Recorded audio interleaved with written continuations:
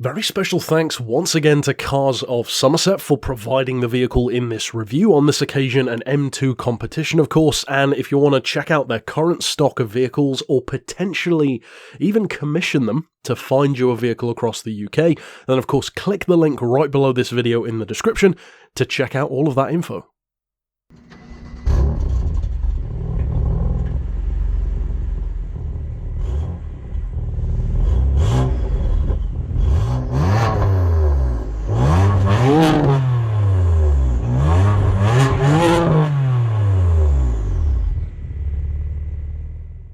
There's always a danger as a reviewer to picking up something like a BMW M2 for a review, because in a similar way to vehicles like the Supra, the Nissan GT-R, the Ferrari F355, vehicles which I've reviewed here on the channel already, they have such a frothy, fervent fan base which really defends and adores these cars. Some definitely more than others, but there is a fairly strong consensus even among the ones I mentioned. You can either swing one of two ways. You can buy in way too much to the hype just to please people, or you can end up going completely the other way and have tons of people hating you and never want to hear what you have to say again. Now, of course, I always like to be as objective as I possibly can in these reviews, and even so, I still have clear favourites. And certain vehicles which I've finally driven which have definitely lived up to the hype, and others which maybe didn't so much, or I just didn't personally love as much as other people did. So on this occasion, does the M2, and this particular one is the M2 Competition, which is further refined and even faster than the normal car, does this one live up to its fan base? Is it a car that's worth drooling over, as many young people seem to be these days? Does it actually live up to that hype? Well, the very first thing I'll say about driving this car is it actually makes me want to really drive a 1M, because this is the unofficial successor to that car, but in visual terms, I've always loved the 1M and just haven't had the chance to drive one yet.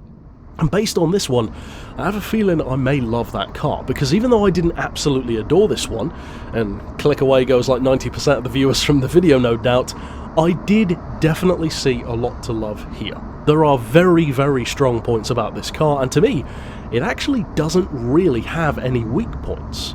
So that's a pretty good start if you are a fan of it. But if you're unfamiliar with the M2, what's actually going on here? What's the purpose of the car? What does it actually offer? Well, unsurprisingly, it shares a number of components and inspirations and technology with other BMW models, M models in particular, and the essential engine, albeit in a slightly different state of tune, is of course shared with the F80 M3 and the F82 generation M4.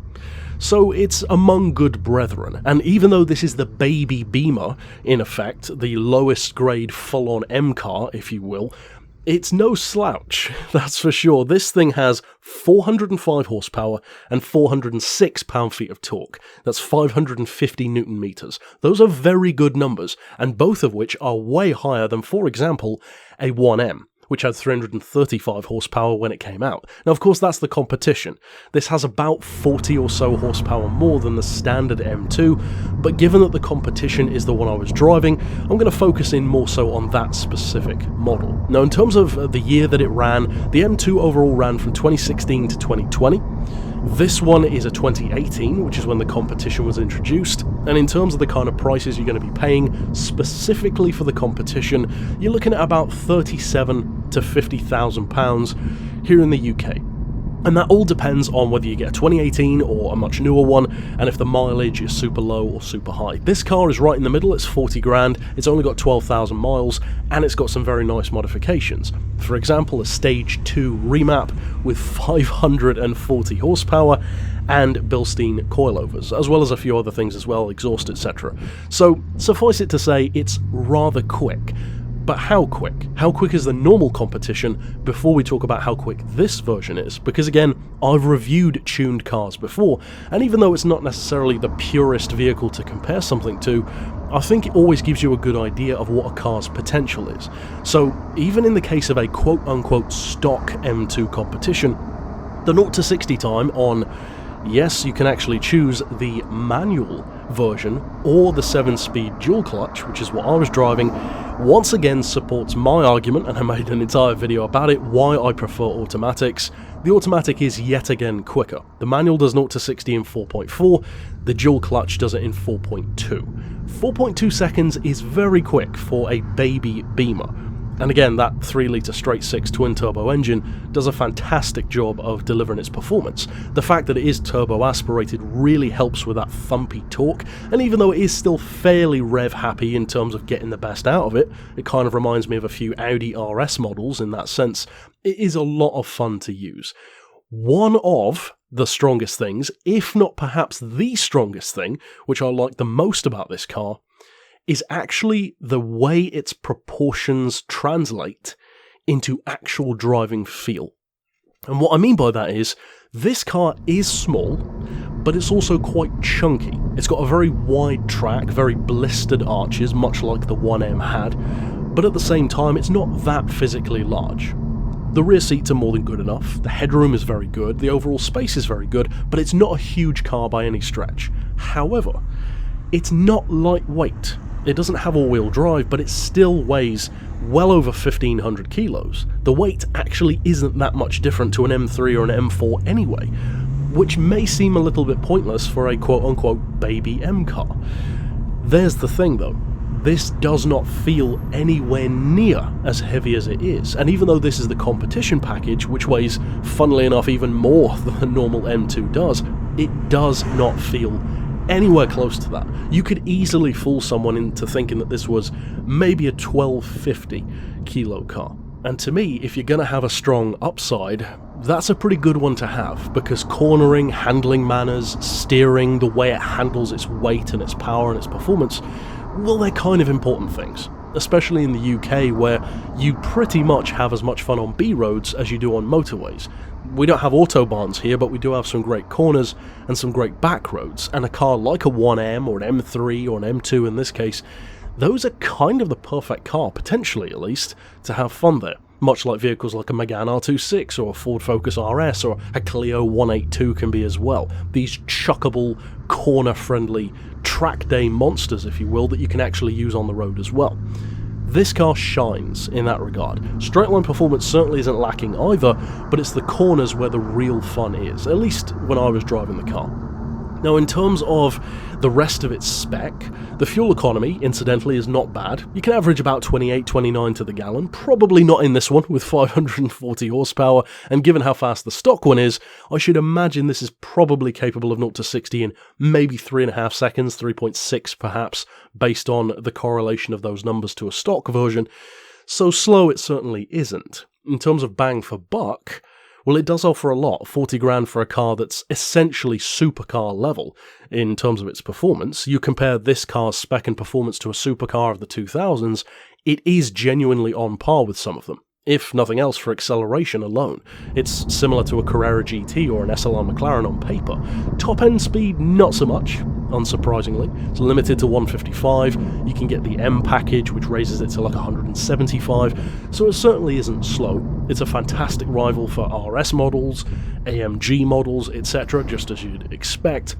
But unlike some of those, in my opinion at least, these BMW M models, such as the 1M or the M2, almost feel more specialised. Like they stand out to me more than some of their equivalent rivals do. Even though on some occasions I might prefer an AMG or an Audi RS, I think that BMW has almost done a better job sometimes of really making cars like this stand out. They're almost like instant cult classics, and from that point of view I can understand why they have such a strong following and why people love them so much. It doesn't surprise me.